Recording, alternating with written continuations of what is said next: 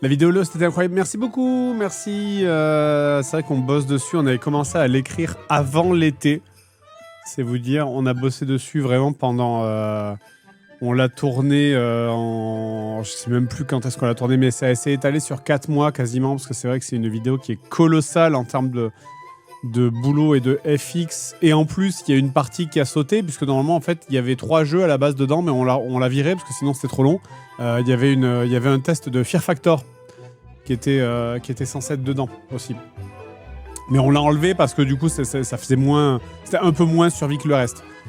Donc, mais cela dit, on l'a toujours, hein, elle est sous le coude, je crois que c'est pas long, ça fait 5 minutes, je crois. Si déçu que ce soit pas le rêve du chien, la chute. Mais alors, voilà. Alors ça, c'est le premier truc. J'ai vu, il y a vraiment... Allez, je vais dire 15%, 10%.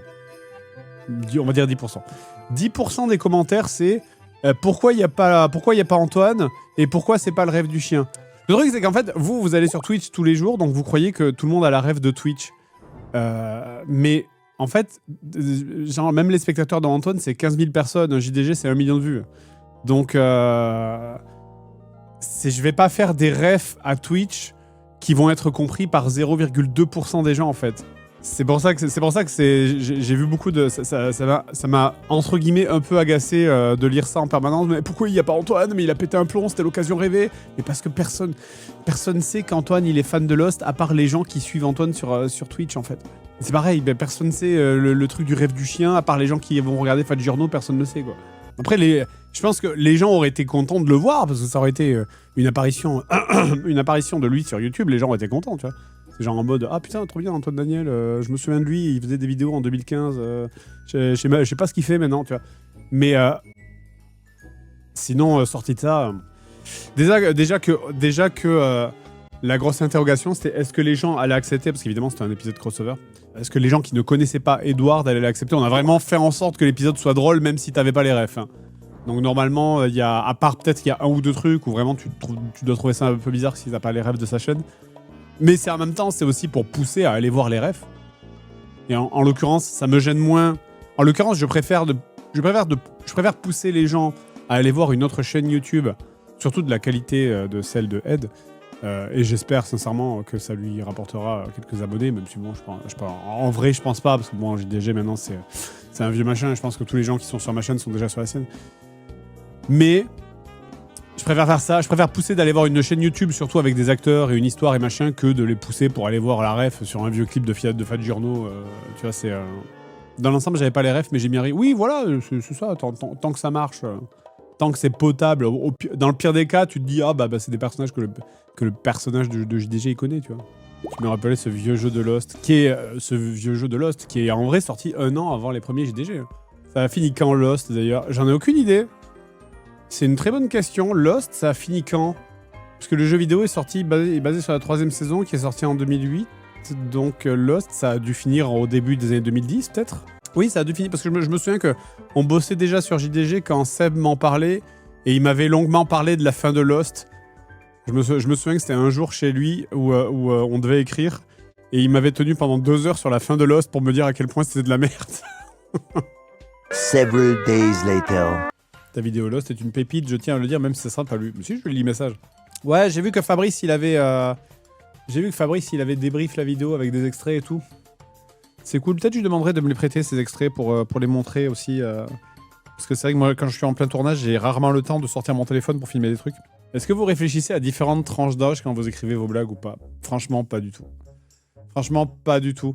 Il y a des fois... En fait, c'est plus au niveau du choix des jeux, où des fois, on va se dire... tu vois, par exemple, les jeux NES, tu vois, les jeux genre NES, Master System, trucs vraiment vieux comme ça, maintenant, on le fait plus, quoi. Tu remarques que ça fait quasiment 2 ans, 3 ans, voire plus, qu'on n'a pas fait de vraiment un truc 8 bits.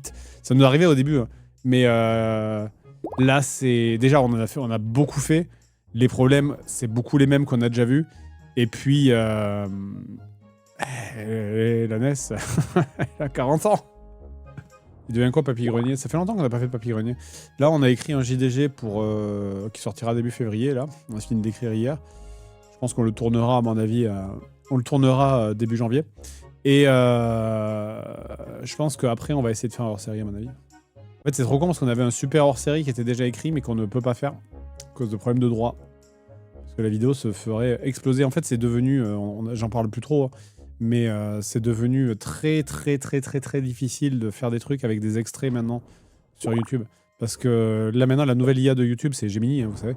Et il détecte très facilement tous les extraits, tous les...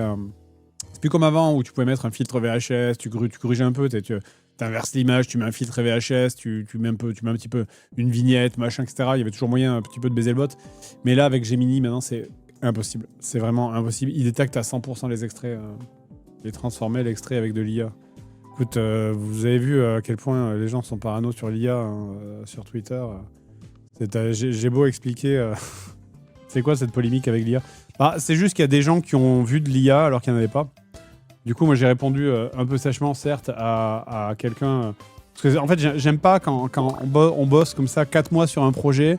On a 3 mecs quasiment à temps plein qui font des heures sub, qui se pètent la santé à faire des... à bosser sur un truc pour que ça rende le mieux possible en utilisant tous les outils qui sont à notre disposition et en faisant attention, parce qu'encore une fois, on m'avait déjà attrapé la veste pour le dessin Mélenchon, donc maintenant on fait attention. Et du coup, on m'a attrapé la veste en mode machin, il y a de l'IA. Non, il n'y a pas d'IA. J'ai même posté les screens, il n'y en a pas. Il n'y en a juste pas. Et derrière, ouais, mais je vous ai dit qu'il n'y en a pas, je vous ai montré les screens, qu'est-ce que vous voulez de plus en fait? Et il y a une parano en fait de la part des gens que je peux comprendre, parce que l'avion du début, c'est pas d'IA. Non. C'est un modèle, c'est le modèle du Constellation, je sais pas quoi, c'est le modèle du... Parce qu'on est allé tourner dans un... C'est le truc le moins cher qu'on ait trouvé. On est allé tourner dans un machin à Nantes qui est un super Constellation, je crois que ça s'appelle comme ça. Et donc c'est un modèle de truc qu'on a acheté... Enfin bref. Et du coup on s'est fait emmerder pour ça, et ça casse les burnes quoi. Ça casse les burnes parce que maintenant il y a une parano et les gens en voient partout quoi. C'est ça qui est fou. Et du coup, j'ai posté les screens en disant regardez, j'ai les screens, j'ai demandé parce qu'en fait, je sentais venir le truc. Quand on bossait sur la vidéo, je sentais venir le truc où il y avait des gens qui allaient nous dire l'IA, machin, etc. Donc j'ai dit aux gens qui bossent pour nous, j'ai dit vous me faites des screens à toutes les étapes. Et du coup, la preuve est que ça a servi et j'ai montré les trucs. Mais même comme ça, les gens ne le croient pas. Tu postes les screens, tu dis regardez, l'étape 1, clean plate, étape 2, modélisation 3D, étape 3, tu montes le truc, et même comme ça, les gens ils sont ouais, qu'est-ce que je fais quoi? Qu'est-ce que je peux faire de plus quoi? C'est juste, il y a un moment donné, je monte les preuves et vous les acceptez pas. Ce matin encore, parce que le truc c'est mes techniciens artistes, j'ai de la peine pour eux parce qu'ils sont déprimés quoi. C'est vraiment, ils ont passé... J'en parlais ce matin parce que ce matin on faisait une interview avec l'un d'entre eux qui est sur un autre projet de vidéo avec moi qui parle de navmesh et de navigation mesh, et il me disait mais qu'il était déprimé quoi. Il a bossé 4 mois sur le projet, genre la dernière semaine avant la sortie c'était full crunch en mode 15 heures par jour pour pouvoir finir la vidéo à temps quoi. Et genre il y a des mecs qui connaissent rien qui sont en mode genre quel flemmard, ça se voit que c'est de l'IA, alors que genre il y a bossé 4 mois de suite.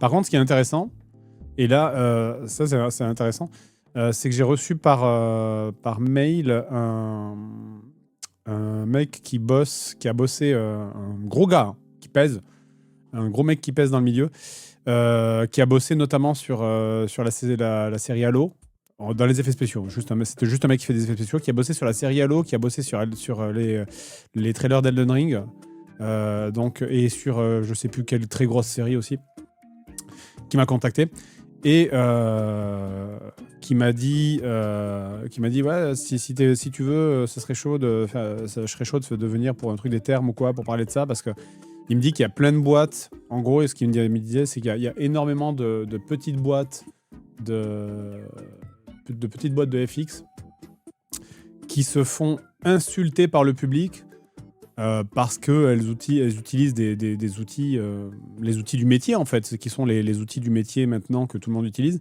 et qui se font insulter et chier dessus par le public, qui ne comprend pas que le métier fonctionne comme ça maintenant et que c'est comme ça en fait. Et du coup, il me disait, ça serait chaud d'en parler pour éduquer un peu les gens, parce que les gens mélangent tout en fait. Les gens, il y a un espèce de terme IA fourre-tout dans lequel tu mets tout dedans, les outils, Photoshop, la baguette magique de Photoshop. Ça va genre de la baguette magique de Photoshop jusqu'à Sora, tu vois. Et c'est devenu un terme fourre-tout et les gens comprennent rien. Et du coup, comme ils ne comprennent rien, ils rejettent tout en bloc, en fait, alors que c'est des trucs qui existent depuis... c'est des évolutions d'outils qu'on utilisait il y a 15 ans, bien avant Will Smith qui mange des pâtes, quoi, tu vois. Et il me disait, ça serait cool de faire un truc pour éduquer un petit peu le public, en fait, pour leur montrer comment ça marche, en fait, concrètement, que c'est pas juste appuyer sur un bouton et le truc sort tout seul, quoi, tu vois. Après, voilà, c'est... encore une fois... C'est la vie du monsieur. Si jamais on devait faire ça, je pense que ça serait intéressant de faire venir le gars et de faire venir un gars qui est anti ça, pour avoir les deux points de vue. Ça sert à rien d'avancer des arguments de bonne foi. Bah, c'est un petit problème, c'est qu'effectivement, c'est très... c'est devenu très idéologique et c'est difficile de discuter contre de l'idéologie. Parce que... bah, en fait, l'idéologie, c'est le principe même, c'est que je voyais sur Twitter, j'ai essayé d'expliquer aux gens en disant non mais regardez, là ça on l'a fait à la main, ça c'est comme ça, là regardez je vous montre les outils 3D qu'on a utilisés, etc. Et les gens ils étaient non, salaud, et tu vois, en fait à partir du moment où c'est de l'idéologie, ça veut dire que les gens ont déjà décidé de la réponse, et donc en soi ils ne sont pas intéressés ils sont pas intéressés par la vérité ou par la méthode, ou ils ont juste décidé de la réponse. Donc à partir du moment où la personne en face a décidé que 1 plus 1 ça faisait 3, t'auras beau lui expliquer que non c'est pas vrai, ça fait 2, regarde, machin, regarde, j'ai fait 10 fois le calcul, ça fait toujours 2. Si le mec en face a décidé que ça ferait 3 par idéologie, bah, tu peux rien faire en fait. Bon, c'est pas grave. C'est pas grave, mais moi c'est normal, c'est mon taf. C'est pas moi qui l'ai fait, hein. Moi j'ai rien fait concrètement dedans, mais c'est quand même à moi de défendre mes employés qui se sont cassés le cul pendant 4 mois et qui utilisent les outils qu'ils pensent être les meilleurs pour faire le meilleur boulot, tu vois.